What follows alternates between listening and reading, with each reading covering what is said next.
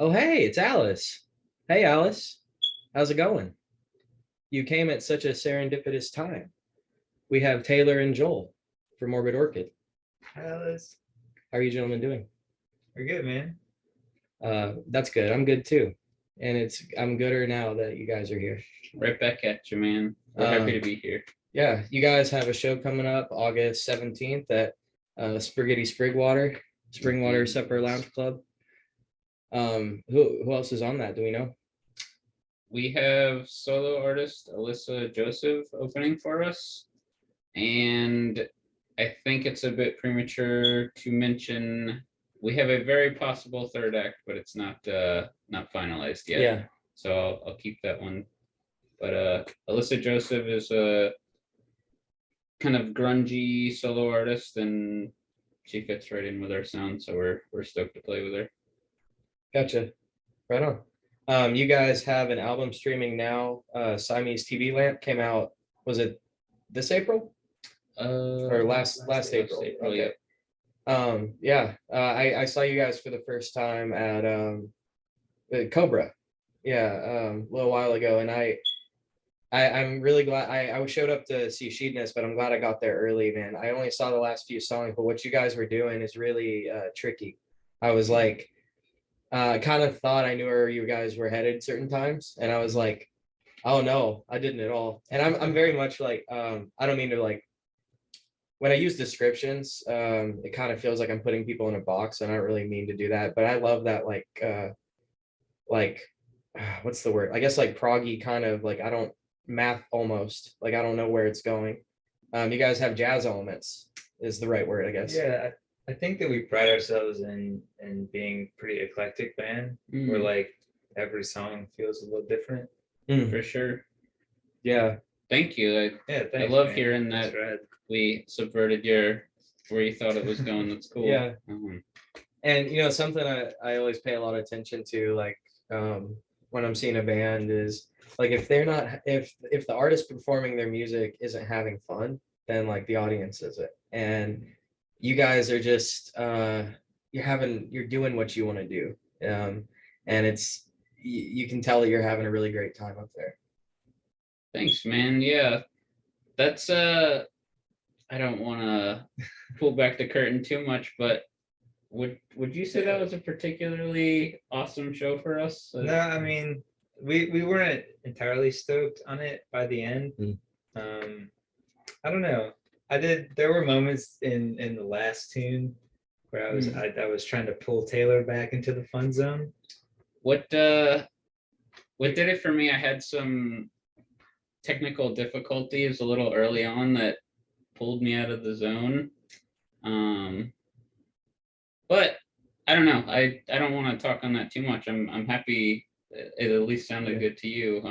We're definitely passionate about it, so it's always nice to hear that sort of came through. Yeah, man. And like we've talked about this the other night when we were talking, but like it's really important to create a space where people can collaborate over art and experience that. You know, I guess that's a more of a general thing with live music overall, but it's really important. You know, it's an important thing to do. Something that's been on my mind recently is like, so if you were to compare like today to like the 60s, there'd be certain advantages we have over trying to make music at that time, and certain disadvantages also. Like the obvious advantage would be we have so much more access and to like recording and even making sounds than they did back then, obviously. But the counter to that, we also have so many more distractions. Like for example, like my mom is an excellent piano player, and she tried to teach me that at a young age, and it just never stuck because I have video games to play. I never learned the discipline. So I guess the question in this is, how have you guys overcome that? Because you're obviously very talented at what you do. You obviously have learned discipline. Thanks, man. Yeah, I don't know. I think about that too. I like I grew up in the MySpace days, right, where like it was right before like GarageBand like hit and anyone could have their own music project. And I don't know, I'm a little nostalgic for those days where like my high school band like saved up all summer so that we could record at like a decent studio. And like I don't know, there being less content back then made you like really appreciate the stuff that you were exposed to and like your friends' bands and like I don't know, whatever the local acts that would come through your small town. Like that was like an event and like amazing and like I don't know, I had some mind blowing times seeing shows like you know abandoned theaters or whatever that would get shut down by the fire marshal like a couple months in and um, yeah I don't know I feel like some of with the ability for anyone to record music at home, it's like flooded the market, right? With Sure. content, and it just Yeah. feels a little less special now. And I feel like when you tell your coworkers or whatever that you have a show, they kind of roll their eyes. We all do. Yeah, right. Right. Roll We their all eyes. have a show that night. Right. I don't know. Yeah, it's definitely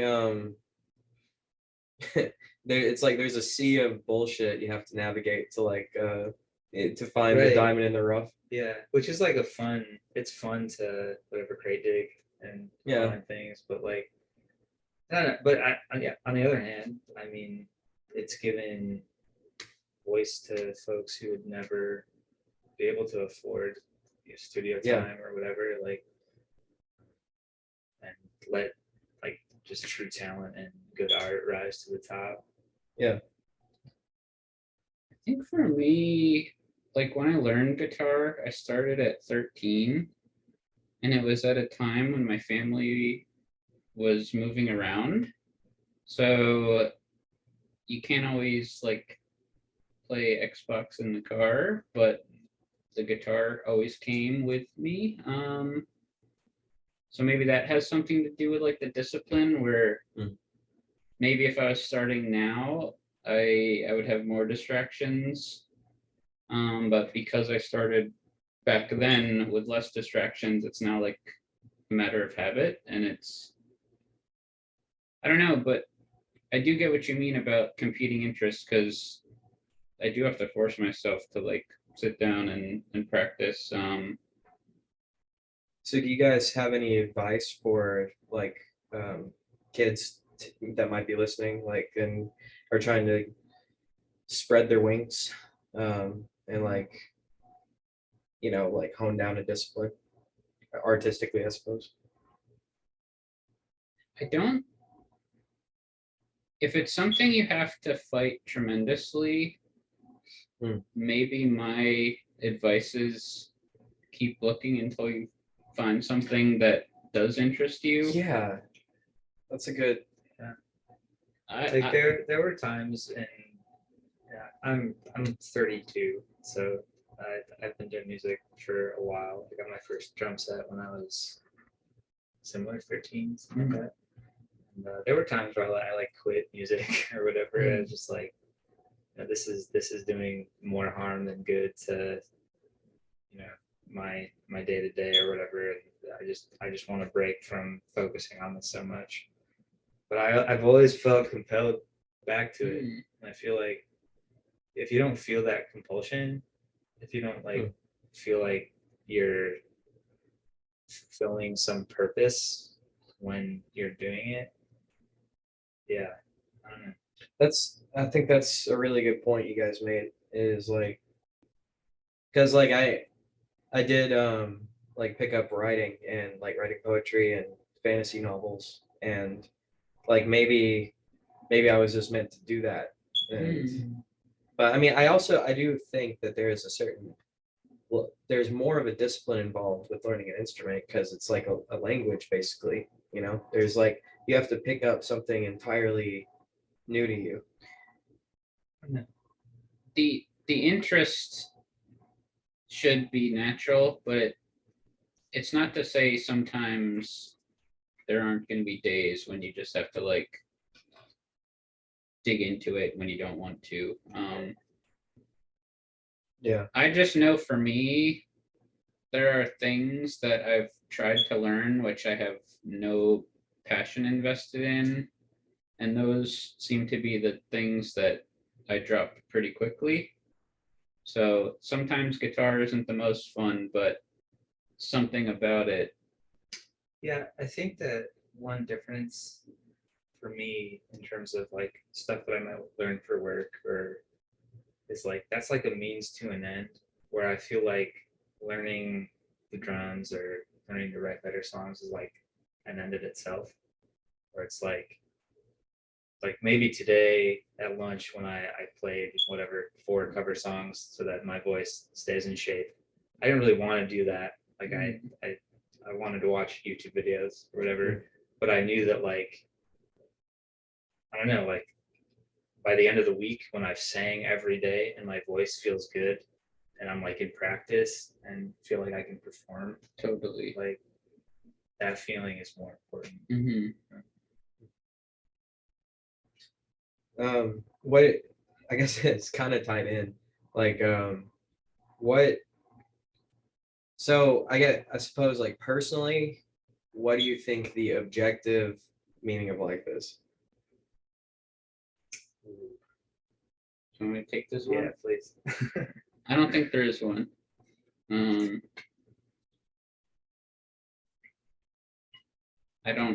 trying to make my answer a little more deep for you, but No, I think I don't think there's anything wrong with that answer, but go ahead. I think humans are great at assigning meaning where there is none. Yeah. While that can be pretty pointless, sometimes it's not always the worst thing. So maybe the more like optimistic answer is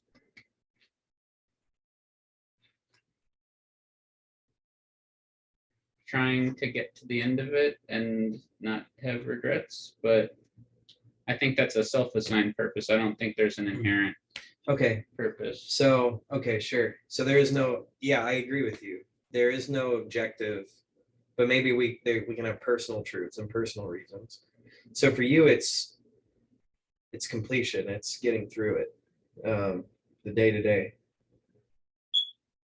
and it's all we really can do. So that makes sense. Like, I agree with that too.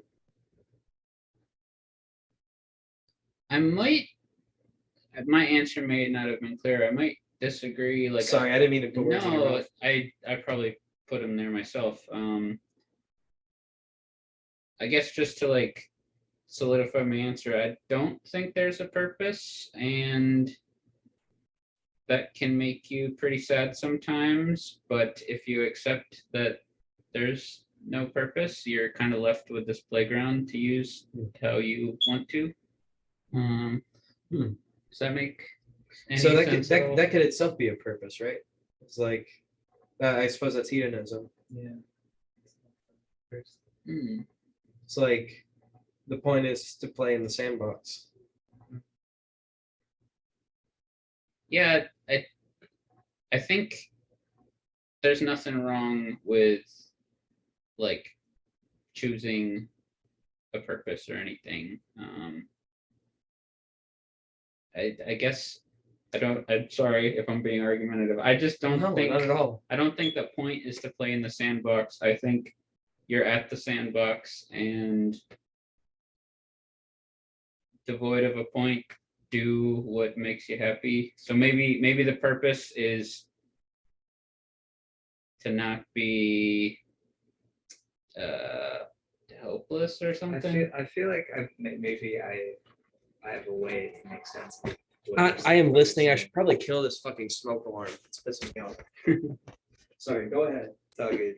Thank you, Joel. Yeah, Joel is historically a good translator of my Taylor thought. yeah. Please. I feel like that's part of why our collaboration works. I can pick up what you're putting down.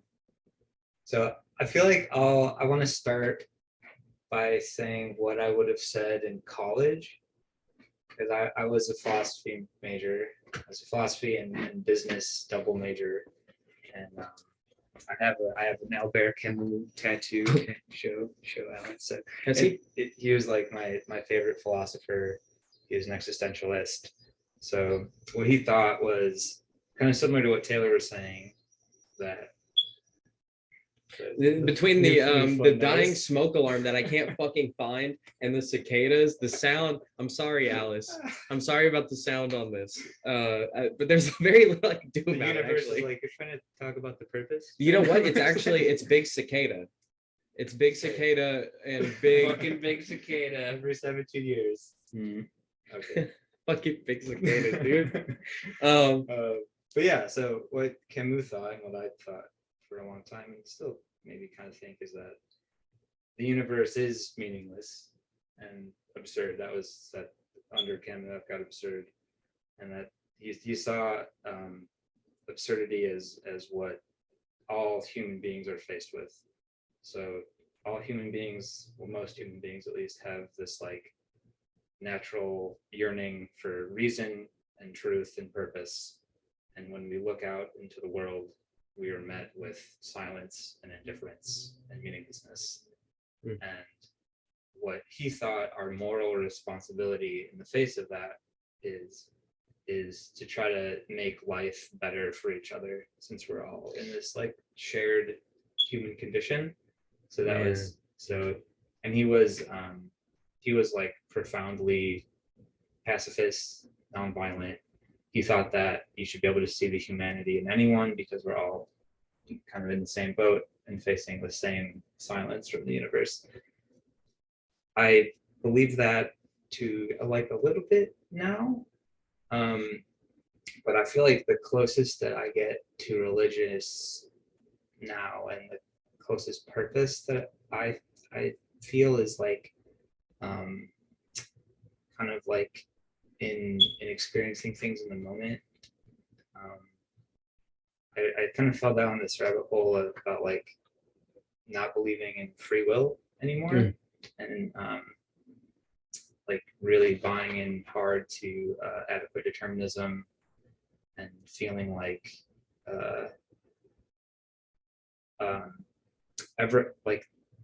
every state of the universe is just a result of the previous conditions of the universe. So that I'm pretty hard determinist as well. Okay, cool. I was curious about your thoughts on that.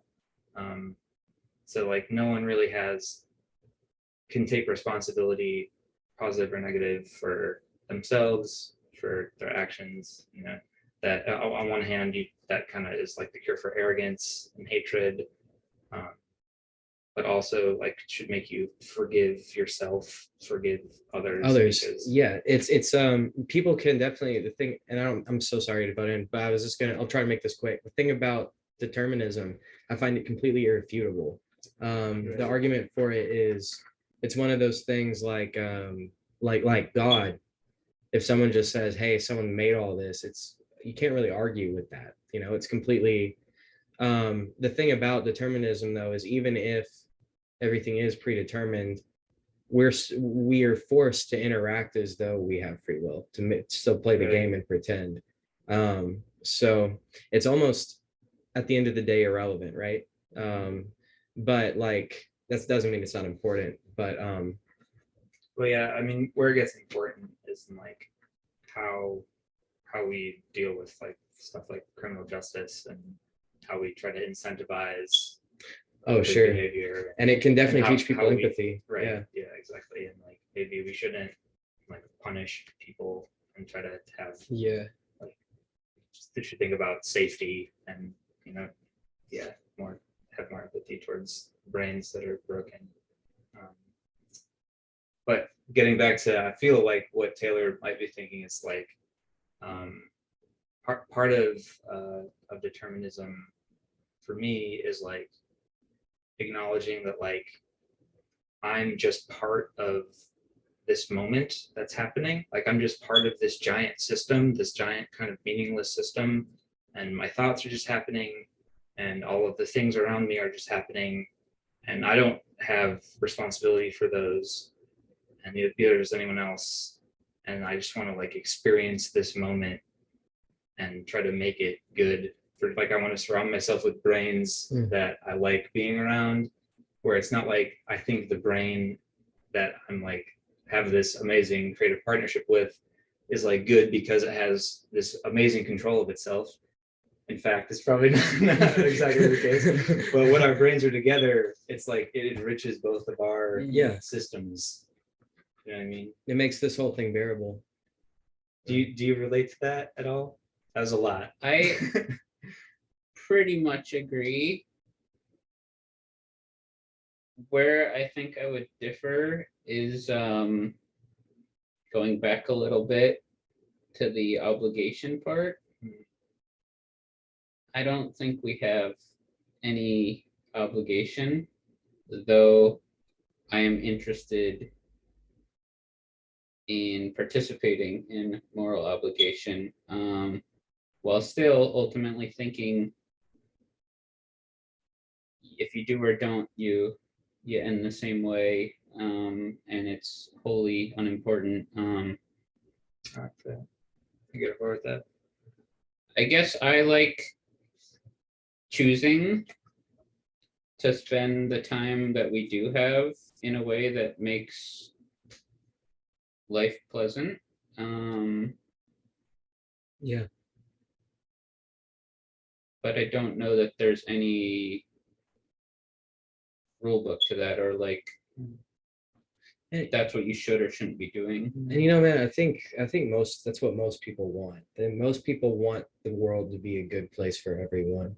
But a lot of people have different ideas about how to get it. So that's where we run into conflict in the world. It's like real evil exists, don't get me wrong. Like there are evil people in the world. But most of us want what's best for the world, but we're either too like misguided or greedy, self-serving, and like I guess, well, you can make an argument that we didn't really want it then if you're just self-serving and greedy. But I guess my point is like most people want what's best for everyone, even if they don't know how to do that. I think we all want what's best for the world, but we're just in the grand timeline, we're just a few years off of being monkeys that went off instinct. Yeah. And I still think,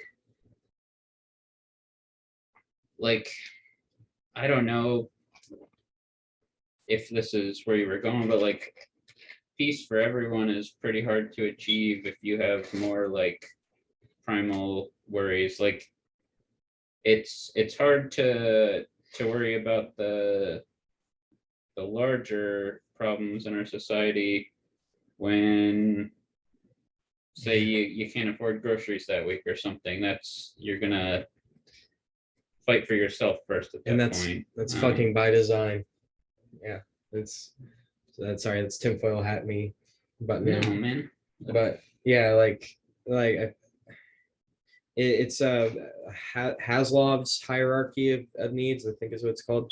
But yeah, but basically what you're saying, like you have to have a roof over your head and like, you know, food in your belly before you can worry about finding a stable relationship, or and you know, you have to have a stable relationship, at least people that loved you around you, before you can focus on your aspirations and your dreams.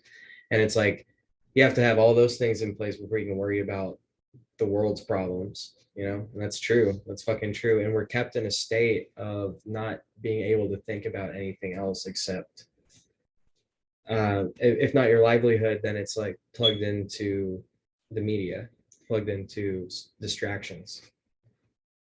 Say you've got all those base needs met, it's still not simple, because there are as many definitions of what a functioning society is as there are people. You're right. And that's informed by everything from your upbringing to the chemistry in your head and so forth. Yeah, for sure. Yeah. And I think one of the problems we have in our society is everyone thinks only their idea of the future is valid. It's like every other idea is incorrect.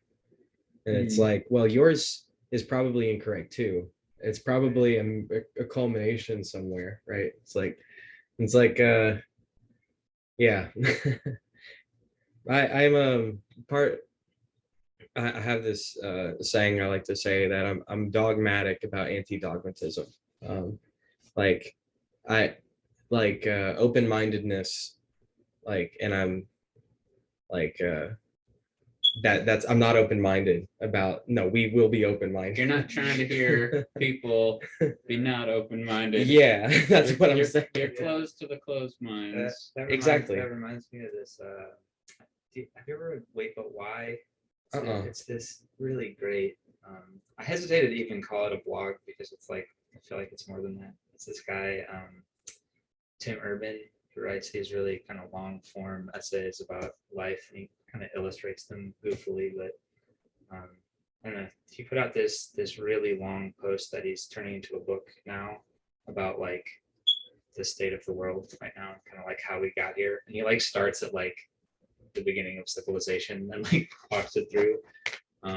But I just really like him as a thinker. And one of the things that he really believes is that like we're too attached to our ideas as like parts of ourself. And we should think of our ideas as projects that we're working on and not identify with them. And really the only thing about yourself that you should take pride in is not your ideas, but your ability to be detached from your ideas. Like that should be the only thing that really matters. And you should treat each idea as a project and be willing to accept like criticisms to your ideas and then like integrate those into your thinking, stuff like that. And that's like hard to do. It is hard to obviously. do, man. And like our society is really bad at it. Like Yeah. everyone is so, it's like It feels really tribal right now. yeah, like religion and politics are the low-hanging fruit of like if do not talk shit about my religion, like to the point of in some areas of the world will kill you if you say anything negative about it. It's like, I mean, if you have an idea that you hold really strongly, you should be open to criticisms about it because you maybe don't believe it as strongly as you do, think you do. But like politics are the other one. People are religious about politics. They're like, this is how it is. And if you disagree with me, then, and like, I suppose there are certain things that it's like, this is a human rights issue, right? But then there are certain things that people say, well, this is a human rights issue. You can't talk about that. And it's not really that is extreme as they're trying to make it be. But like, well, I mean, like it's silly because it's like sports. It's like soccer teams and their fans. It's like they'll kill each other over essentially colors. Like this team wore yellow, this team wore green. It's like About, so I feel like this is all tribalism. Yeah. And while I will understand, like you were saying, you're dogmatic about being open-minded, I think for any real change to occur in society, the open-minded people do need to infiltrate the closed-minded people. And I don't think it can be bending to one's will to say, you're a fucked up person, you need to fix yourself. And if because you're fucked up, you got to stop doing what's fucked up. I really do get having a problem with that, but I think a softer approach is needed because that's just a person with bad information that's had a lot more of that information than they've had of good information. Like going back to the determinism thing, it's like that it's a product of where you were born, you know, your genetics, who your parents were, who you listened to, what TV shows were on when you grew up. Like, Yeah, this is not my saying, and I'm unfortunately not sure whose it is, but we're all sponges, and some of us are soaking in clean water, and some of us are soaking in dirty water. And to your point, it's not if you're in dirty water, it's not always your fault that you're there. Yeah. Just like if you're in clean water, it's not your credit. Like, either. Sorry, I don't mean to feel like I'm like proselytizing determinism, but that's another thing that I like about it is that like on the other side of that, it feels hopeful because if you view each person as like a system of inputs and outputs, then there's hope that you can, or someone can, society can somehow provide the inputs that would then make that person's life better, Yeah. make their ideas better. And it's funny too, like that sponge thing. I really like that analogy. Sorry, I don't know who said it. Yeah. But No, you're same. good. But as like my sister is a regular pioneer, which means she knocks on people's doors 70 hours a month. On top of that, she has a full-time job, and it's like she does that because For the witnesses. yeah. Oh yeah. Sorry. Yeah. My sister and my parents are Jehovah's Witnesses.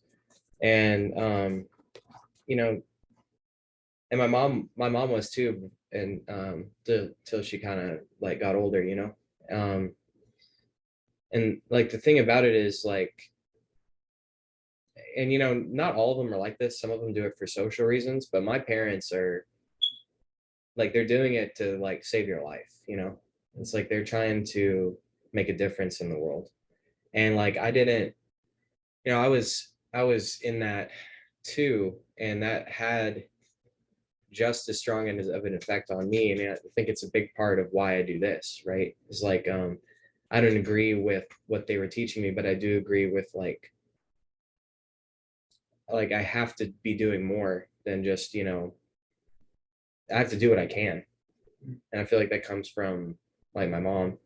I guess what I'm saying is like there's so many good people like trying to do good things, is just a lot of them are misguided. And I think cults are the really easy example of that, you know. But I feel like it's sometimes it's easier to like assume that whoever thinks what you don't think is like a monster or whatever. Yeah. Like, not a person, but like Well, on someone like your mom, you were saying like she had the best intentions and her actions were a result of her genuinely thinking she's saving you or doing some Yeah. good for you. And like my gut reaction is like not to be not to have someone drill their beliefs and knock on my door. it's annoying as fuck. It really is. No one likes, Yeah. and like Jehovah's Witnesses are very much aware of this too, but no one likes Jehovah's Witnesses. Everyone thinks they're annoying as fuck. And that like no one knows that more than the witnesses. I can't believe I'm about to say this. No, but dude, go for they're it. really They're some, fucking some obnoxious, caring dude. people if they know that and they're still fucking Yes. knocking. Oh, dude, 100%, man. And like, I don't agree with it. Like, I think it's annoying as fuck too. But you know what? I was talking to some Mormons the other day because, like, if you come to me to tell me about your belief around the universe, like that's what I do, man. That's what I'm about. So like, that's an open invitation for me to give you my crazy bullshit. And I'll have that conversation. I went and sat down with a couple Mormons in their church actually, and just kicked the shit with them because I was kind of, you know, in a way I was kind of like, you know, I grew up in something kind of similar to what you do, and like, it's like, are you happy? It's like, what is your doctrine like? You know, do you guys have a strict like, everyone has to agree about what the interpretation of these scriptures, or is like, do you get some kind of like, well, I think it means this, I think it means this, and it's like, no, well, we do, but we have a doctrine. It's like, okay, so it's a cult. isn't there some weird stuff with that where only the founder has ever been allowed to see like the tablets that Oh yeah, found for them or something? Joseph Smith, is that his name? He They were emerald gold tablets that an angel told him the position of, which he found, but he's the only person that ever saw them because he buried them again. Yeah. Um, It's a little sketchy. what's sketchy about that? I mean, dude, Jesus put them there himself, crossed into the Americas, and like, what's far-fetched about that? But yeah, man, or like radical jihadists like blowing themselves up. They've been taught from birth nothing else. That is all they know, and they fucking believe that. No one has more faith than those motherfuckers. Are you radical Christians? You're gonna go blow yourselves up? Please don't. But like, there's not that level. Like, you have so much faith in your Lord. It's like, not like these motherfuckers. Or like the monk that lit himself on fire on that Rage Against the Machine album cover. Like, that motherfucker has more faith than any of you. Did he do it for the album cover? Yeah, actually he did. Huge Yeah. Rage fan. That's who he had faith in. Well, now I get it. All Hail De La Roca. It's hilarious. What do you guys think happens after we die? We just that one. Yeah, I'm a pretty big agnostic about most things, so it's hard to know. I feel like the one thing, the one hope that I kind of hold out for it not just being nothing is I know it gets made fun of a lot, but the simulation argument. I feel like there are some logical arguments for that kind of make sense to me, where it's like, if the universe is a huge place, probably a lot of civilizations out there who have become technologically advanced enough to create simulations, and if just one of those was successful, like a successful realistic enough simulation, wouldn't those people also want to make simulations? And it's kind of like it kind of seems like we're almost there, like our video games are so fucking good now. right. We're a ways away from general intelligence. I mean, whatever, in terms of our artificial general intelligence, in terms of what we know about what is being developed. But yeah, I feel like it wouldn't be a crazy jump. And Yeah. I mean, it'd be cool if when we died, we woke up in whatever the simulator's laboratory. And or it might not be cool. It might be like, put me back in. Right. Put me back in.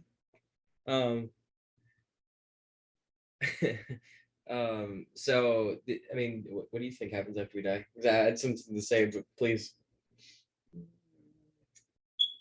Blackness, nothing. Unfortunately, I'm of the mind that, I guess, in a sense, reincarnation, but I don't think we're here for it. I think our bodies break down into usable resources for the earth. But as far as this brain having some presence after, I heard this argument that Sam Harris made on this podcast, where we shouldn't fear death because all consciousness is just the same. It's like matter being aware of itself. And as long as there's any consciousness, then it's like your consciousness that is not special is continuing. That's I don't know if I completely understood his argument, but I thought it was interesting. That's Taylor. We might have talked about this already, but so I had a DMT trip once where I was shown that, and like, this is a drug trip, so I'm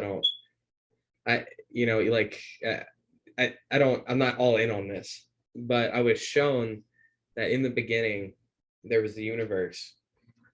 we did have this talk, but please. What he just said reminded me of that, but like, in the beginning there was a universe, and it just was going, and then one day it became aware of itself.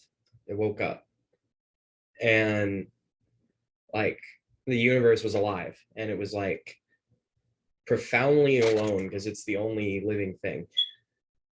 So it created life so it could have a bunch of avatars and go pretend that it's not alone. So I think we're all literally the same person. That sounds very similar. To what? Yeah. And so because of that, I'm also like hardcore determinist because I think the only things that make us different are your parents' genetics and environmental behavioral stuff. So it's like, yeah, that's what makes the most sense to me. I don't. So what do you think happens? When they die? So I think there's multiple answers. I think well, I think at least one of them is like returning to source consciousness, like a nirvana kind of thing, or kind of like you were saying, like as long as something is there to experience it, like let's call that God. As long as God is there to experience it, I still live on in a certain way. I think there's that. I hope that the ego can continue somehow.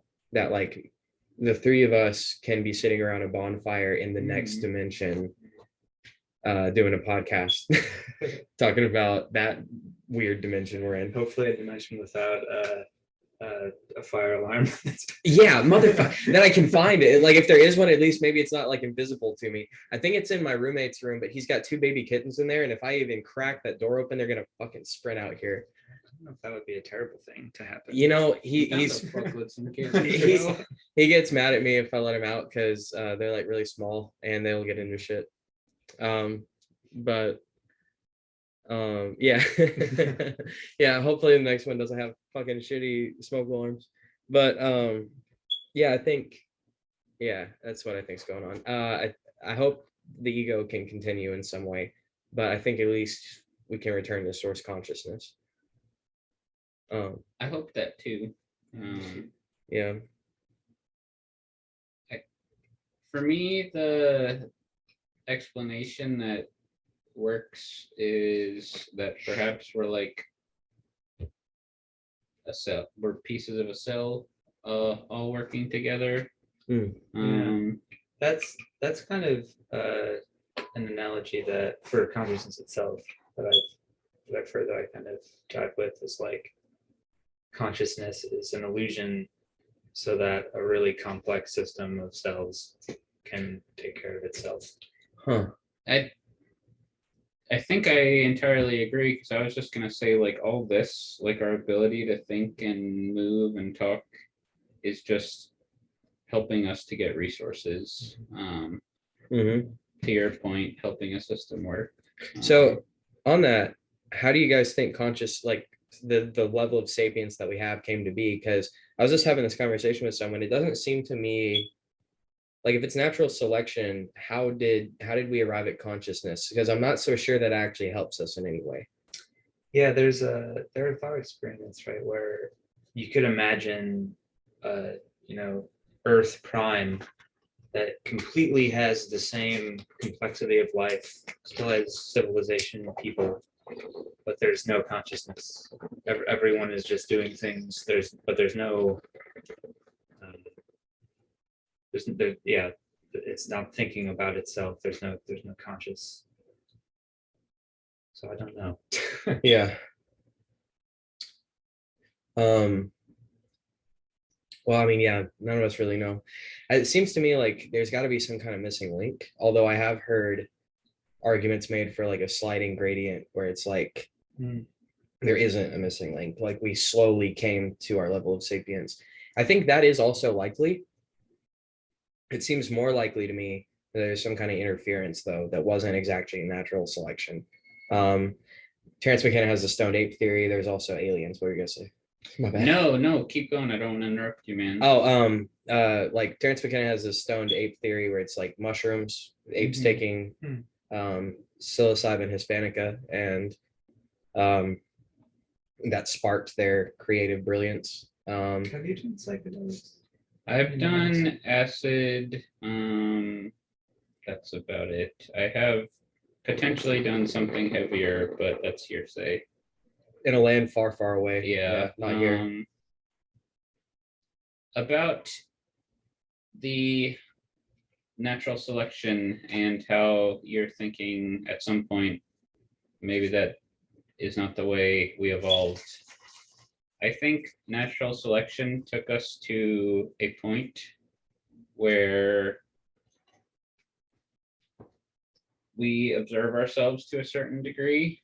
And while I think that's super interesting, I think that made it, instead of external factors determining how we evolve, it's internal factors.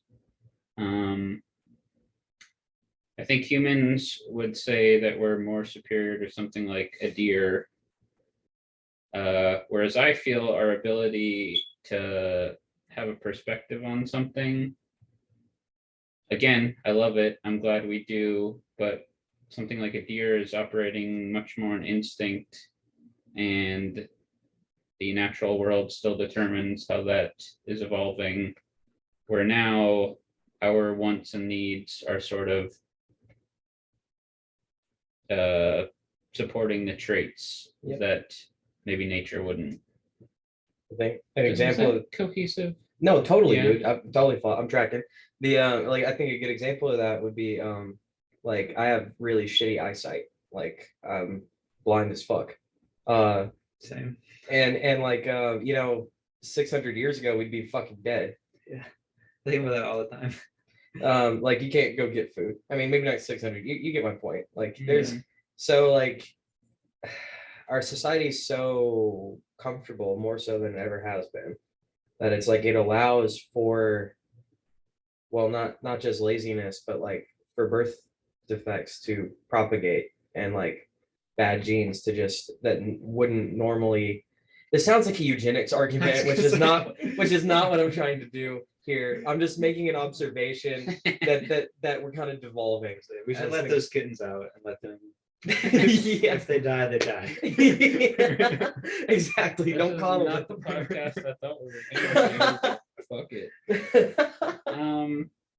I kind of want to go back to something that's maybe rewinding a little bit, but I'm curious what you guys think about being afraid of death.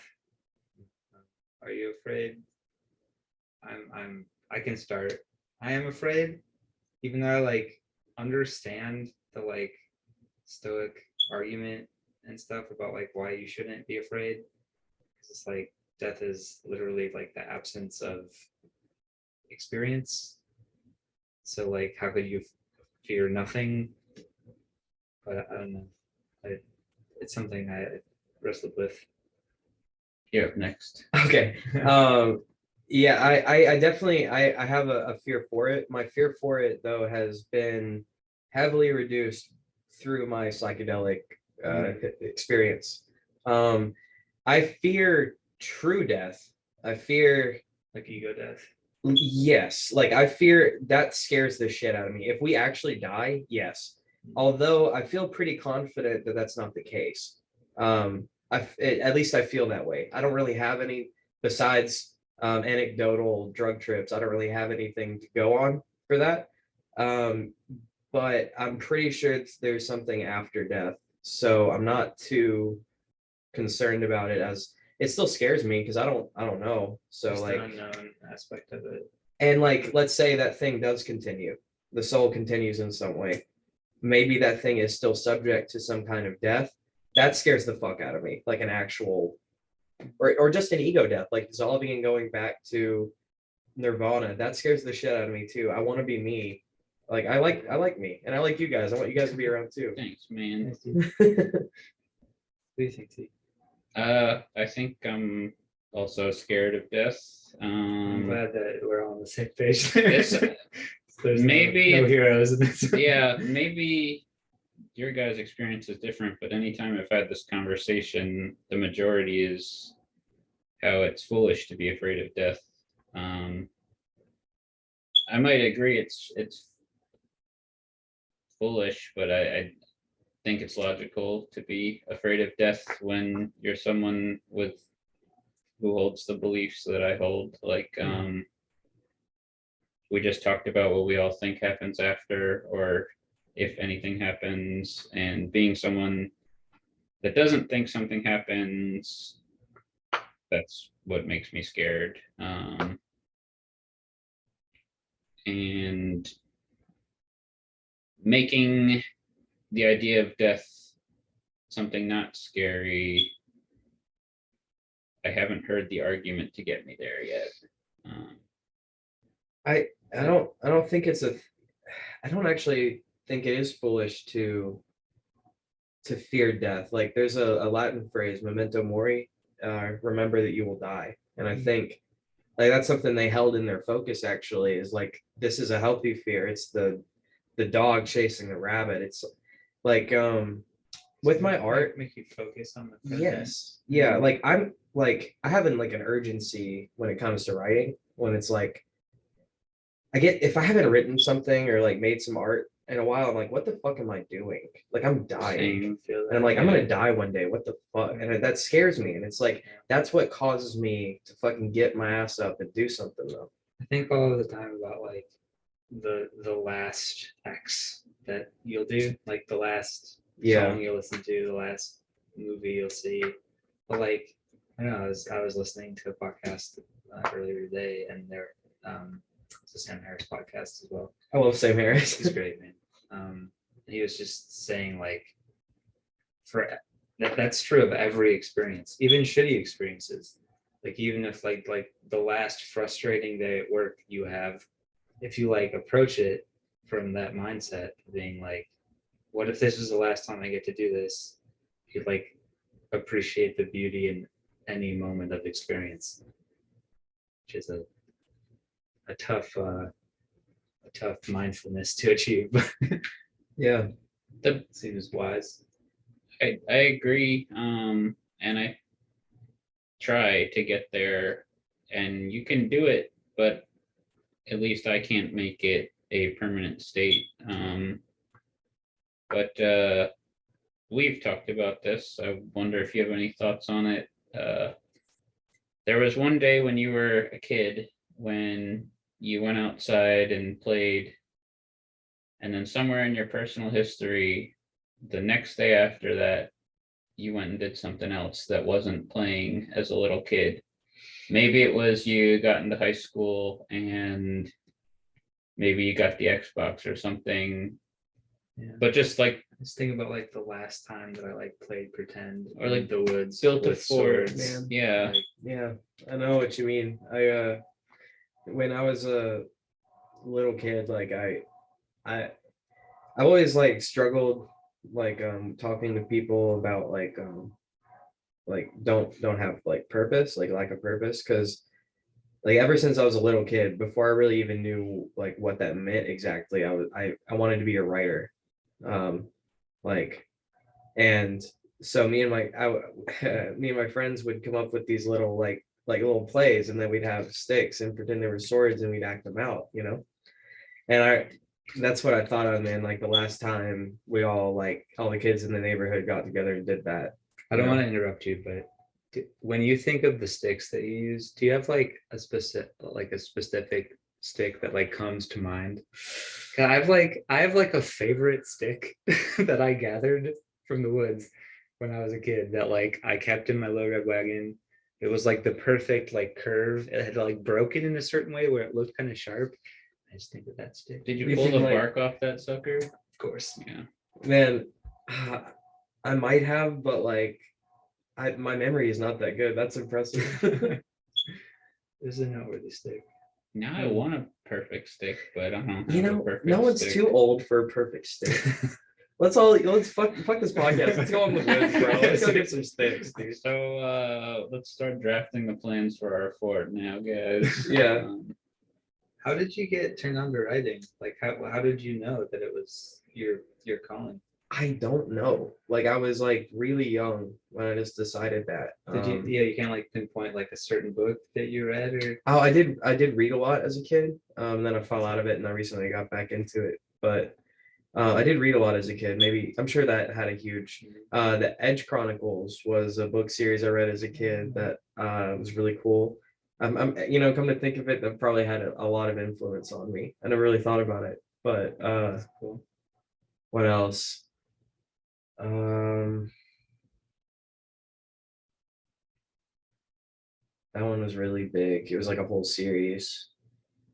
I guess that was like early on, and then I got into video games, and um, I was a little bit older when I got a game system, and I got a GameCube and then a PS2, and then my dad had like a like a Nintendo Entertainment System when I was young. That was his, you know. So I played like Mario, and then he had a SNES too. So I think I played Mario 3. But video games were big. I got like Final Fantasy X was like one of the first video games I played, and like Kingdom Hearts. There's tons of story there, man. Yeah, Kingdom Hearts is something.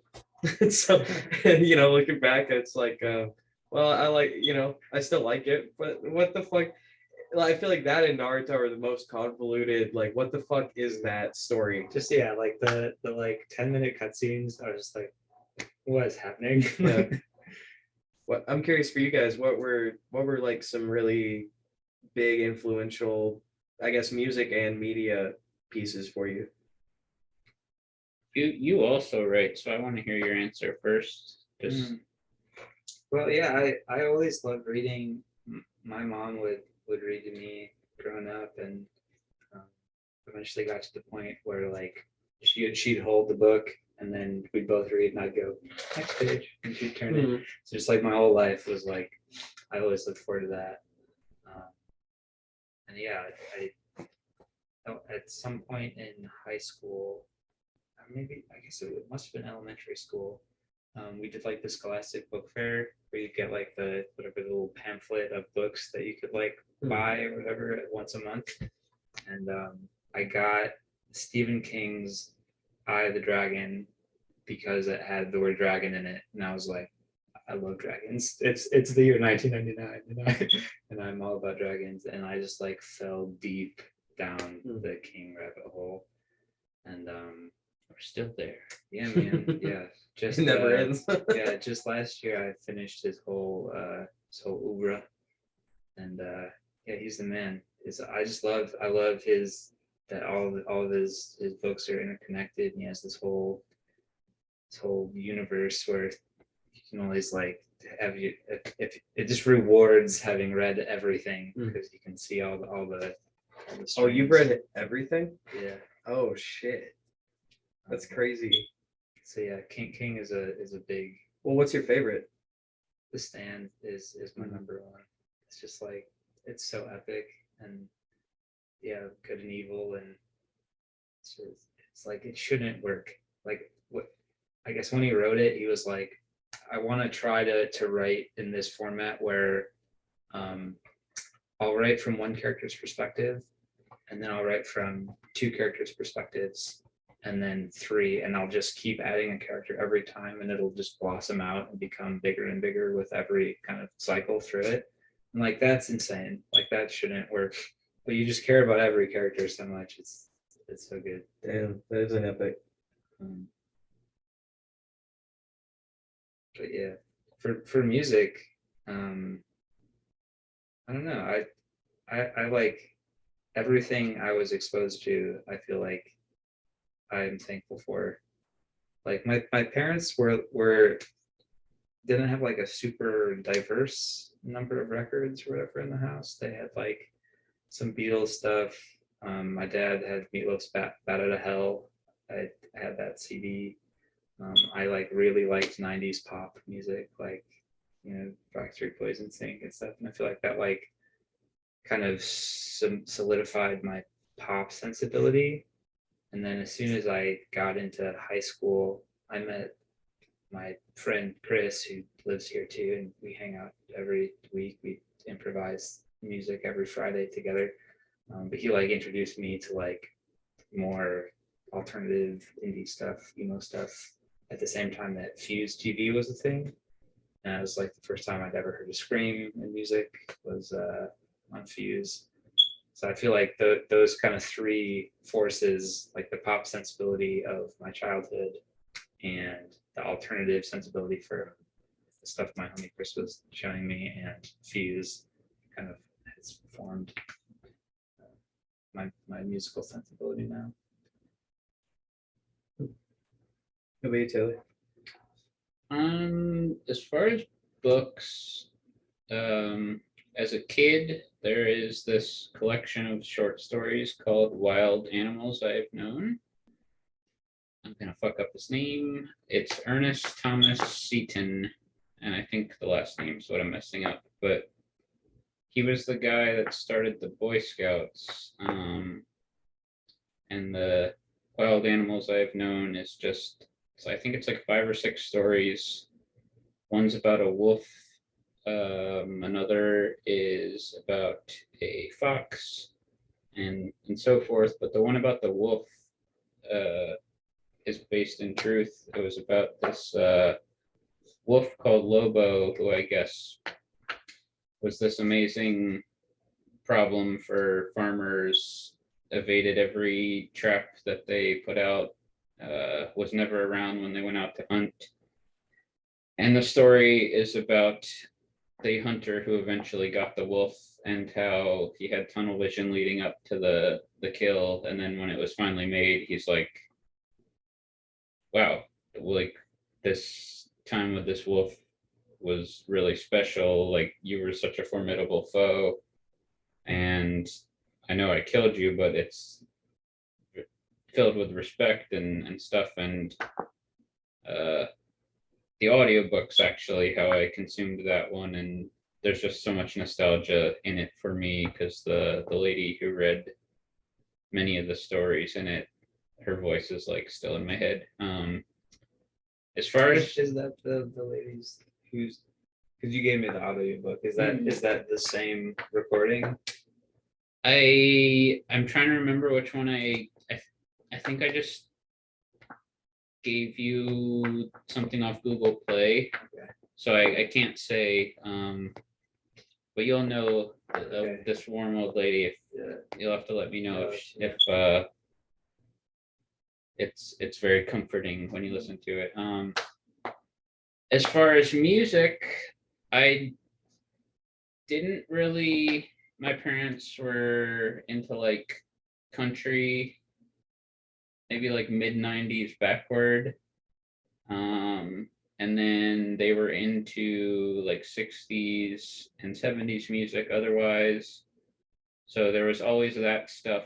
This is weird because I know exactly what your parents are into, because Taylor is trying to downsize because he and his girlfriend are building a tiny house, and part of that was gifting me and my wife his parents' record collection, which we listened to all of in the Nice. over lockdown. So I have like a very intimate knowledge of music. You might even have a better knowledge than I do. He like provided me notes on like, this album's really good. What the fuck were your parents thinking on this one? I was just like, I'll have to check that one out. I didn't realize that questionable messaging was part of my parents' catalog. So Taylor's parents' record collection on a scale of 1 to 10, like how? I mean, yeah, a strong 8. 8? Okay, yeah. What's rising it is super powerful stuff, but there was a few. It's like you got Yeah. some 10s in there that really. There was some saved the day. Alabama, and I think those are really the depths of there was I'd be remiss if we didn't touch on that Chicago album that I gifted you. oh yeah, that's a high point. My parents had what looked to be an untouched thick ass album by the band Chicago. And when I had the collection, I was like, why is this so big? This must be filled with vinyl. No, there's like 2 vinyl in it. And then there is literally the largest poster I've ever fucking witnessed. Like, it's literally like this wall and then some. Is that an exaggeration? Yeah, no. Okay. It's so big, and it had never been unfolded. I unfolded it one time in college, and I was like, this is insanity. Like, someone who likes Chicago would be fucking jaw to the floor right now. It's like the size of a king size bed. Oh my God, that's a huge amazing. poster. Um, It's a good record too. It's them live at Carnegie Hall. and it's like I like new whatever 9 to 5 or 6 to 4 is that whatever the song with the numbers is. That's like the extent of my Chicago knowledge. But there's like crazy shit on that record where they'll play the song and then they'll just the guitar will play for 15 minutes That ain't and my then they'll shit. like do an insane jazz break and and the crowd is just there for it. It's wild. I can just imagine your parents just like smoking up. My dad for sure. Love my mother, but that lady is the most innocent human I've ever met. You need to like Uh, fucking just ironically put up the poster on like whatever wall has enough I space don't know for if it. we have a wall. Let's Hang it on the ceiling. we can put it on the bed. I guess. yo, the room we jam in has this dope, pretty steep ceiling. That would be quite a decision to pop that baby up there. Be quiet, yeah. A bold choice. As far as music I started caring about though, my brother Troy, who is 12 years older than me, really liked Green Day, and that was the first band that like made me go like, oh, what's going on here? Like this is some really cool stuff. Still love that band to this day. So yeah, I not too many books, unfortunately. I liked The Outsiders in school and The Rats of Nim. I don't know if you've ever read that one. That's a super Rats of good one. Nim. Did they make a movie? It's like a cartoon It's an movie. animated Yeah, I think Yeah. I saw that. Yep, that's definitely it. And I remember liking the movie though. Can't remember too much about it. I think that when I've like dabbled ish in writing some fiction. I've like one Halloween short story that got published in a little collection. I think it's weird the difference between music and writing prose because I feel like almost all music you can explain away as like an artistic choice if it's like bad. You can be like, this just isn't for you. Like this is my primal way of expressing myself. But bad prose, I feel like, is like more objectively bad. Dude, I know exactly what you mean, man.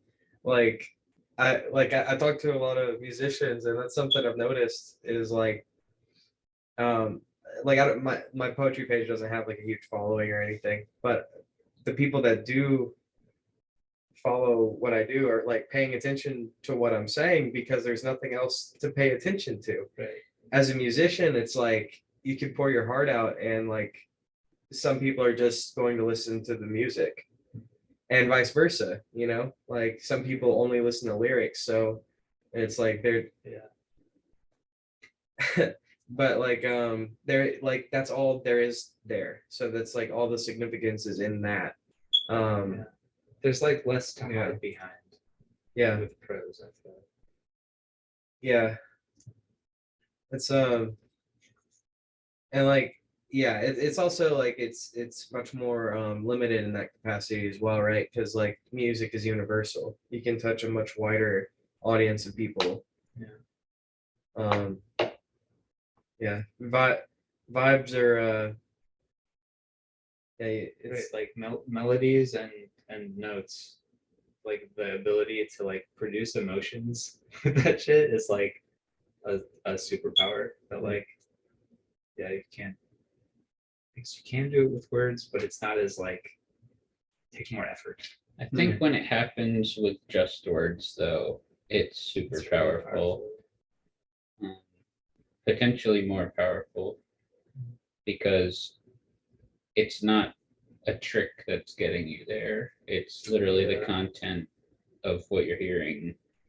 And I feel like there's something too where it's like everyone knows those words, and if they could have just strung them together, like not everyone has practiced guitar I get for what you 15 mean. years and can coax these It's sounds really out of it. accessible, but it's hard to master. It's yeah, I really like George R. R. Martin, Game of Thrones.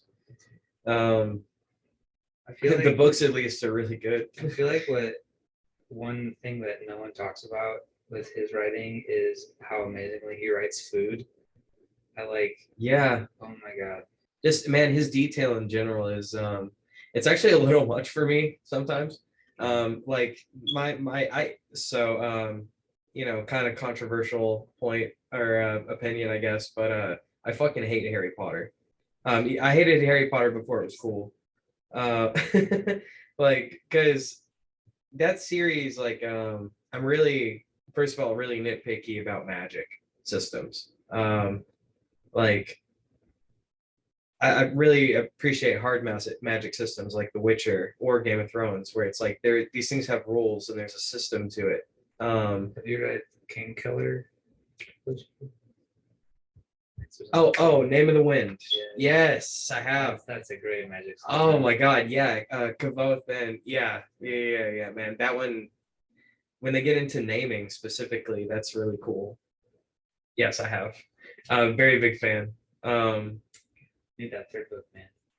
But like Harry Potter's magic system is like you just wave your wand and say the thing and it works. And it's like there's no real rules or fucking and also the other thing I hate about it is like the first three books, Prisoner of Azkaban, all right, that was my shit. That's my favorite one too. But then like 4 and Have you read any onward, of them? I tried and I got When they were coming out. a little after, but definitely young. And I don't know if this is true, but it was how I experienced it. That first book takes forever to get going. I was like, nah. yeah. However, we need my girlfriend. We're gonna get a timestamp on this part of the podcast and skip it if she decides to listen. Oh, She goes hard for Harry Potter. My wife is also a fan. a skirt. So where did the name Morbid Orchid come from? This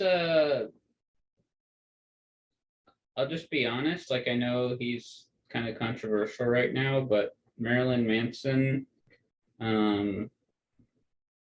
his idea was to combine something disgusting with something beautiful, and he chose Charles Manson and Marilyn Monroe. And it's somewhat of a hijacking of that concept of Oh, something gross with something pretty. very cool. Which is kind of has informed the ethos of the band a little bit. Oh man, Some yeah. some of it by necessity, because I have kind of a pretty voice. We've done a little bit of well, at least in other projects, I tried to do the what is it? You submit stuff to blogs and they give you feedback, whatever, if they want to cover it.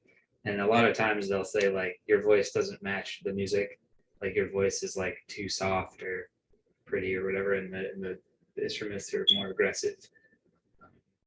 And I'm like, that's the point, man. That's like that's why I think the band sounds unique. I love I suppose this is a bit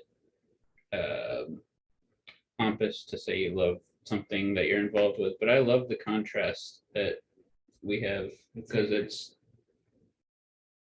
I don't know, sometimes it can get heavy, and instead of having a voice that, like, you got Kurt Cobain on your wall, his voice can, I mean, it can be very pretty, but he can go quite heavy with the heavy. Whereas Joel, I think we're at our strongest when we're not trying to write like we think it should be, instead play to your strength and see what the contrast could sound like. Man, yeah, and now that you say that, like that really does translate into your music for sure. Like that's really cool. There's a very nice duality between you two. Yeah. Even in like there are like so many things we're super like similar on, and so many things we're different on, and the the band name wasn't some big grand plan, but it No, just yeah. keeps being truer and truer Hmm. the more we get to know each other. It's pretty cool. Yeah, it's really I feel like our partnership, besides being great friends, which I feel like is awesome, but like creatively, we really do round out each other's skill sets. I feel like um, even like with like in like vocal writing. So we've co-written most of the vocals on the stuff we've written. We'll both write lyrics, we'll both write melodies, and we each care about things a little differently. We have different priorities when it comes to writing parts. I'm more melody focused and Taylor is more lyric focused, and that like makes things hard sometimes to satisfy both of us. But I think like running ideas through the gauntlet of both of our sensibilities has really kind of made everything stronger, and it is like it ensures that whatever we like end up with at the end is like the best thing. It got through the funnel. Yeah. At least we like it. Yeah. Which is all like we were talking about at the beginning, like the band's for us. Yeah. First and foremost. Yeah. Yeah, it has to be. I mean, if you're doing it for any other reason, it's not going to translate correctly. Like it has to be authentic. There is something to be said about like the pop song, the like engineered, like there's an art in that too. Like For sure. knowing like almost a science to like how people work and like hitting all those right notes. There's kind of an art to that too, but like that's a different thing. Like I until like so recently was lying to myself. Like I even just a few years ago I would have said like if you like my music that's cool, but it's just for me. It's definitely I'm definitely doing it for me, but I've come to realize like I am human and I do want people to like it. And That's been a journey, I think, for me to not be ashamed of Same. that. well, even not to come down on you, but just a few minutes ago you said like you dabbled with writing. He doesn't dabble with writing. He's written some pretty dope stuff. He has this short story called Frederick the Bear, and it very much feels like a kindred story to that wild animals I've known. very cool. All this to say, like, it's totally first and foremost, like it's got to be cool to us, Yeah. but I don't not want people to dig it. And I guess yeah, yeah, no, you're right. There's got to be like a middle ground there, and I think maybe it's like you make it for you and people like you, like people that will appreciate this. I don't know. I don't know. It's like I'm with you there. It's because like I kind of feel that way too, where it's like I make this for me, but at the same time, like I'm sharing it with people. So there's an aspect of it that's like communal. It's like I definitely enjoy it when people like what I do. Like that's a good feeling. I don't think evolution would allow for us to not care about that stuff, because I think I certainly get value out of people validating me, and it's a bit like shameful or whatever, but it's true. And you'd have to do a lot of arguing to convince me you're otherwise. Yeah. And it keeps you going, right? It's like Yeah. it's part of the incentive. Right. And it's like and that I guess there's layers to it, right? Because it's like at the end of the day, you at least care what your like like your peers and like your friends and family are gonna think, or I mean, not gonna think about the art, but like think in general. Let's say, like unless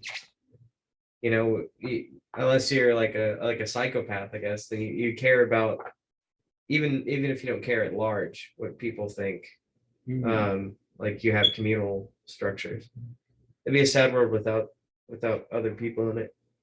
Yeah, and I don't know, like when you release a poem, is there any, do you feel a hesitation when you do it? Like, is this one as good as the others? Should I be putting this out? Like, that's how I feel, which is why I'm asking.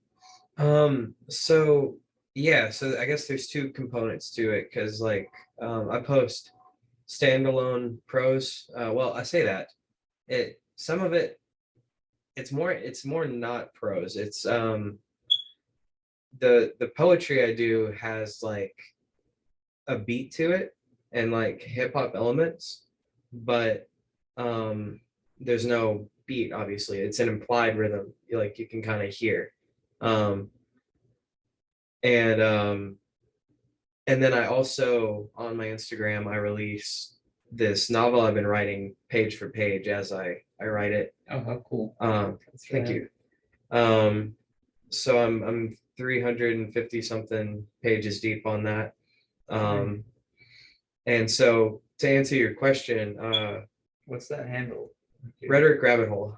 Okay, Yeah. so the same as the podcast. We're in the handle right now.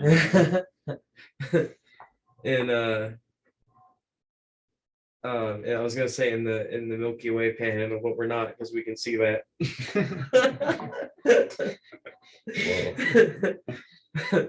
um, I was gonna say, but when I'm writing the book, it's like I'll finish a piece, and when I finish it and I'm happy with it, I'll post it. So at the point that I'm posting it, I'm with like for my book, I'm pretty sure about what I'm posting because I've already edited and reviewed it. Mhm.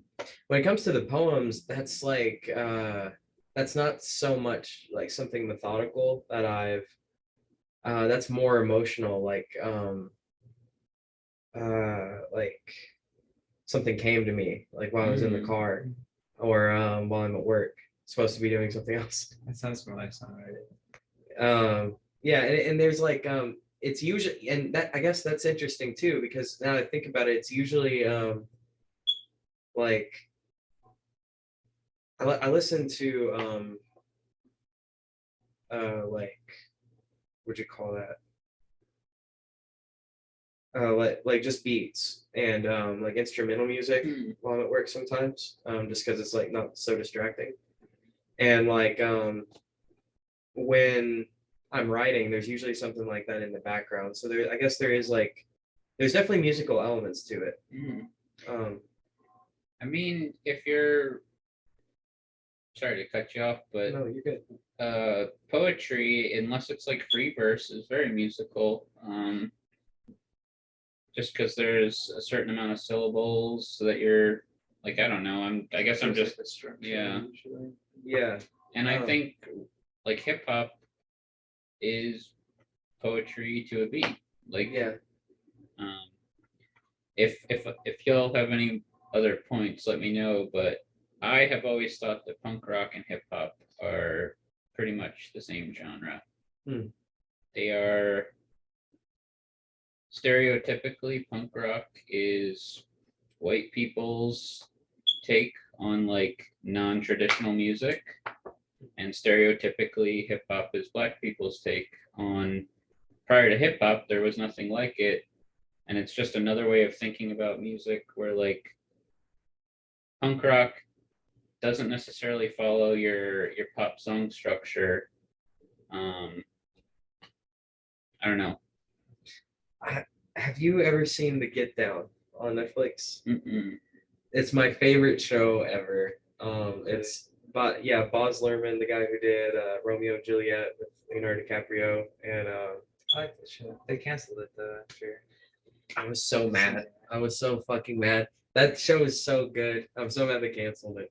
But it's about the origin of hip hops, and it's like very loosely, it's very fantasy comic book style. That's cool. So it's not supposed to be like hard historical, but the setting is the origin of hip hops in the Bronx.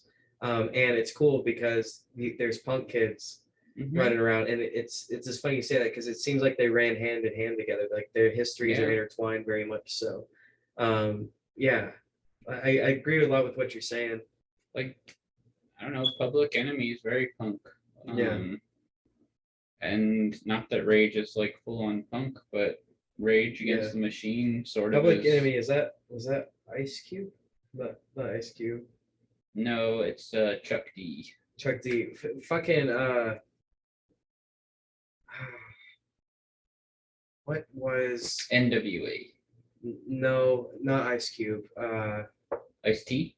Ice T. He was in. Hold up. It's a metal band, Yeah, but it's yeah. evading me. I can't. People Ice T had screaming at their podcast I'm player. screaming at me. Ice T had a metal band was kind of what I was trying to say, but yeah. I'm gonna Google it real quick. Yeah. It's bothering me. It's fuck. Yeah, it's like both genres, like you don't necessarily need like to be a classically trained instrumentalist. Body count. Sorry, go ahead. Thank you. Yeah, it's they have similar ethos where like being a virtuosic player or whatever is not the point. Yeah, and it's in a way it's maybe more like words having more precedence in the music, because lots of the punk songs I like and lots of the hip hop songs I like aren't like necessarily catchy, but like the content of what they're saying carries such a weight that it's compelling still. I don't know if I agree with, because I feel like they're like the Misfits could be screaming like anything, and like, it's just like the rawness of the like the performance is like. But I know that lyrics are more important for you. Well, Misfits I don't think are a terribly thoughtful band. I honestly have never heard of this. So Well, that's they example. they're like the shocking side of punk, like at least with Glenn Danzig. It was sort of like horror punk, and just kind of saying the most fucked up thing to like make it a little more scary. But Dead Kennedys, I think, are like were a super thoughtful band. Their hit song you probably know is "Holiday in Cambodia." Do you know that one? Yeah, it's a holiday in Cambodia. And there's, if you dig into that, it's about a dictatorship, and it's super. Pol Pot. Yeah. I don't know. I wasn't really trying to make a point there other than just to say, like, I think it's cool. The similar approach yielded two pretty, like, raw and truthful genres at their best, anyway. Yeah. Yeah, I think someone was saying something to me about punk the other day about how it's like always existed in every culture. It's like we have punk music, but it's like there's always been a punk culture. I remember now. We were talking about he was telling me about like he was telling me that the book I'm writing is gear punk. And I'm like, what is that? He's like, well, it's like steampunk, but before that. And then he started explaining to me like where the like cyberpunk, gear punk, steampunk, the punk is usually the criminal element. It's usually involved in like the underbelly of the society, which is where that part of it comes from. Have you heard of solar punk? No, what is this? I learned about this on this great podcast called Imaginary Worlds. And it's basically, instead of imagining dystopian futures, imagining legitimately utopian futures where technology has made the world a better place. And it's like, but there's still like intriguing stories happening. So it's like in a world where all the buildings are covered in plants and the plants somehow fuel the buildings, but there's still like a compelling sci-fi story happening. Wow, I like that. Instead, yeah, just the optimist. Yeah. It's like, I think part of their ethos is that we need our best Imagineers to envision Be positive. Well, Yeah. envision It, good it actually futures. shapes our world, I Right. think. Yeah. So like it's probably a good idea.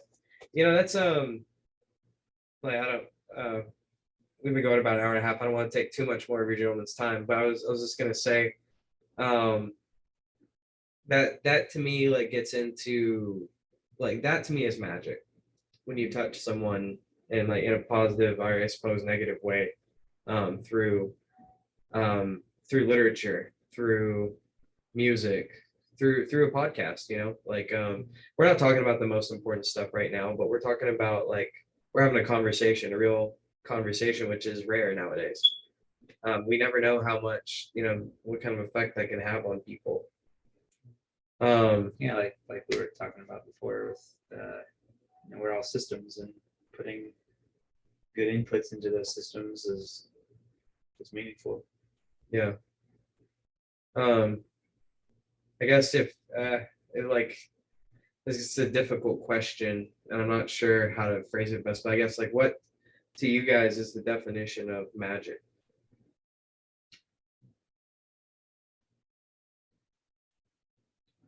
Start this one. Trying to organize my thoughts on it, but maybe just influence. Like, I think it's like an influence with that doesn't ask your permission, maybe. I like that. And I'm saying like incoming, like something that hits you. Inception. Yeah. The first thing that I thought of when you said that was horror, because that's my favorite genre, obviously, Stephen King, etc. I've read some philosophy about like why do we like horror, like why do we like being scared, and there's like part of it that is really attractive to me is the idea that some magician, let's say, has an idea so good and renders it so well that it can make me feel these really intense emotions. And that is like a kind of impressive alchemy to me. Yeah. That's like I respect and like enjoy that experience. Could be. What do you think is magic? So I think there's like we were talking about before, like there's like specifically in the realm of fiction, you have like things that are we know to not be true, fantasy. So I guess that's what separates science fiction, fantasy, right? Is science versus magic, I suppose, would be kind of accurate. Maybe not, maybe there's a better way to explain that, but magic in that sense is things that cannot happen, like shooting fire out of your hands or flying, things that Like break physics. violating physics. Yeah. And when we're talking about reality, and when you like talk about magical study, like chaos magic, like the people that are discussing this in terms of reality, they're not saying you can shoot fire out of your hands. As many times as I've interacted with spirits using a Ouija board or otherwise, I've never seen an object levitate. In fact, every time, without exception, that I've interacted with the spirit, they're enthusiastic to be talking to you because they don't usually have a body to inhabit and interact with. So I think if they could move things on their own, why would they be so zealous about talking to you? And what you have to offer them is a vessel.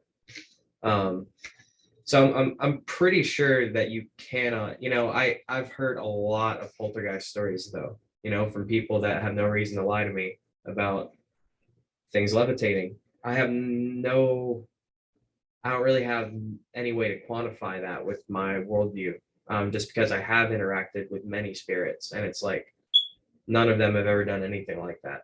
I've experienced bodily possession, but that's at least I think so. But my point is, I think all of these things, specifically in chaos magic, has an approach to this where it's like it's more about focused on less about theory about how things work and more about application, like stretching the boundaries of human potential, trying to understand what we can do with the mind. So when it comes to, but the core principle is faith itself is power. So there's two branching lines of thought here. You have left-hand path, which is I draw power from myself. I am the source of my faith. Like I have faith in myself and I have power through that way. Or there's the right-hand path, which is I have a patron of some kind that I pray to or do an offering for. And chaos magic teaches that like both paths are completely valid. It's irrelevant which path you want to take with that. They both lead to the same result because faith itself is power.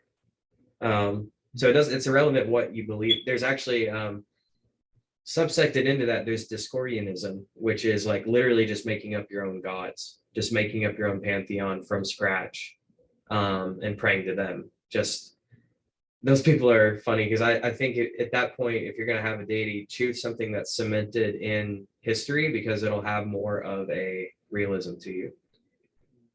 The first thing I thought of when you said that though is the band. It's like we kind of do a ritual every Thursday at band practice where we worship these 20 gods that we've built together. Hell yeah, Discordians. That's awesome. I ain't knocking it. I mean, like, I think chaos is cool because it says every path is the right path. Yeah. One thing that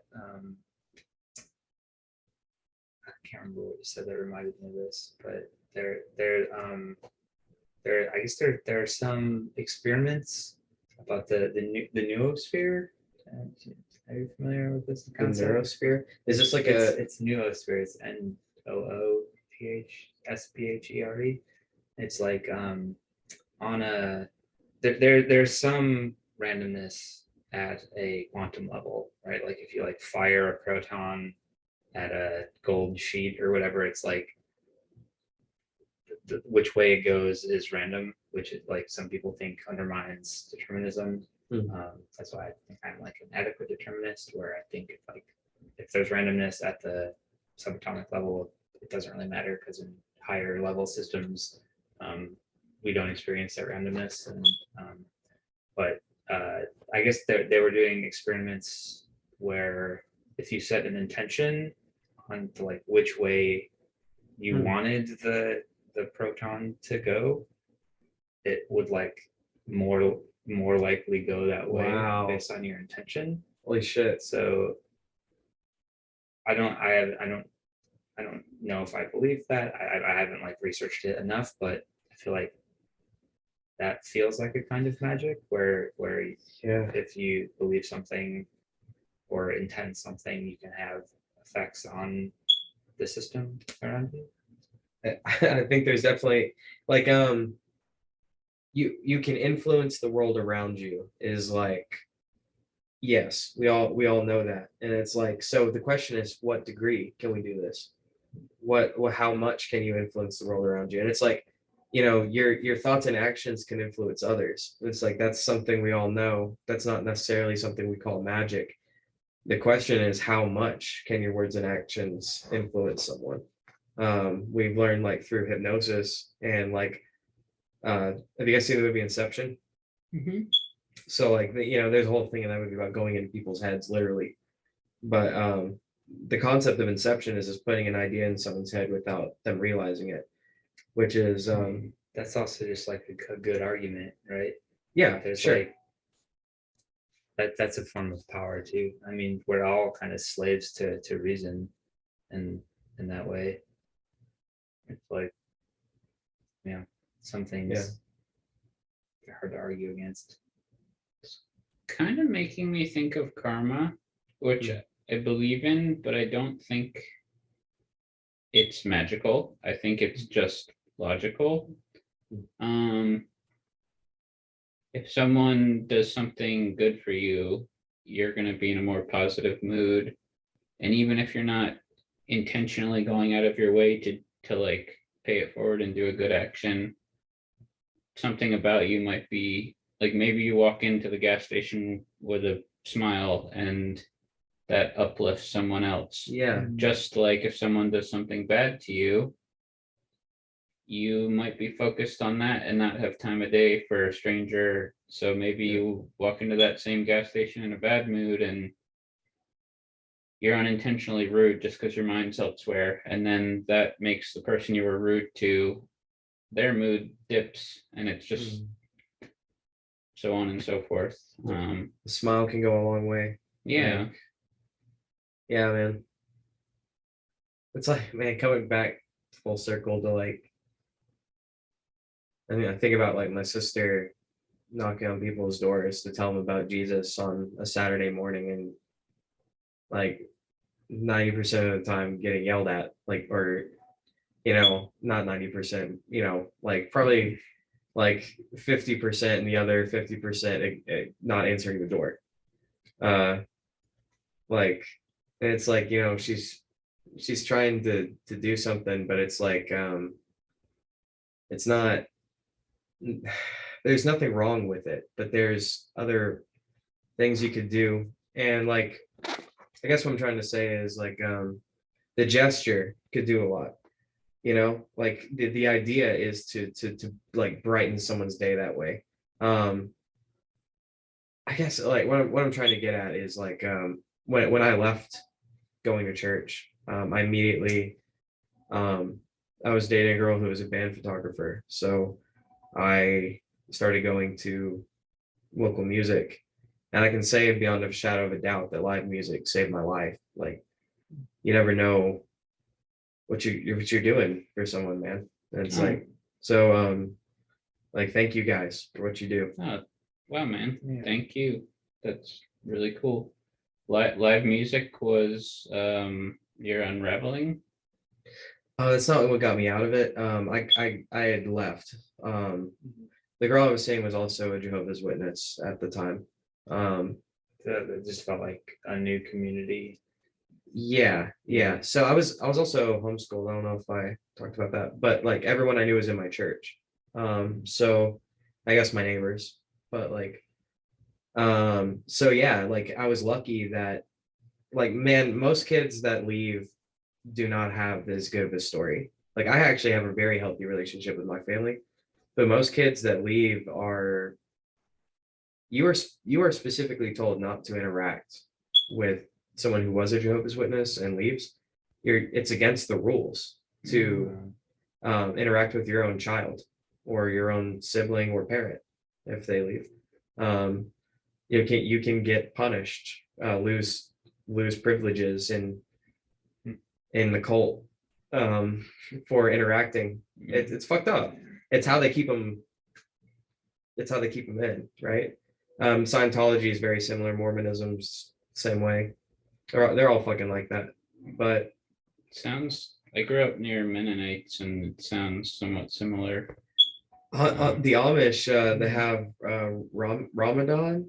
What am I saying? Rumspringa. Thank you. Rumspringa, like they do it so young that it actually hardens your faith, right? Because it, like, you're thrown out at 16 and you're like, okay, go into the world, and you have no fucking idea. You have no fucking clue. And then you come back, we're like, well, shit, yeah, I have no, at least here I know how to survive. Yeah. Like, I was homeless there. Like, no, Jehovah's Witnesses do the same thing essentially. Like, a lot of them are homeschooled. That's a very, they shelter them from the outside world. And you know, the thing is, my mom is legitimately the best person I've ever met. She was everyone's mom, you know, like, they're just very misguided. So intentions go a long way for me. Just because I know there's times when I do actions that I think are good, but maybe they're ignorant to someone else. Yeah. So just because you're families wrapped up in that. I don't think it means they're good, and I don't think it means they're bad. Yeah. If they are good, then they're good though, It's like we were just talking about, like, like people grow up in different circumstances, and it's like it doesn't do any good to, like, I definitely encourage anyone who has a Jehovah's Witness knock on your door. Like, I understand it's upsetting, and just ignore them. Or if you are going to interact with them, though, like, if you are rude to them, they will take that as martyrdom. That's a big thing, is like, now I'm up on my cross suffering for my faith. It emboldens them. So, like, don't that's not the right approach. Like, you have to be, you were talking about this earlier, Joel, is like you have to have a different response to people. That there has to be a level of meeting you in the middle somewhere, and like, hey, we're all humans. Every action has an equal and opposite one. Yeah. So if you're a dick, that's just gonna cement their beliefs. Yeah, Um, exactly.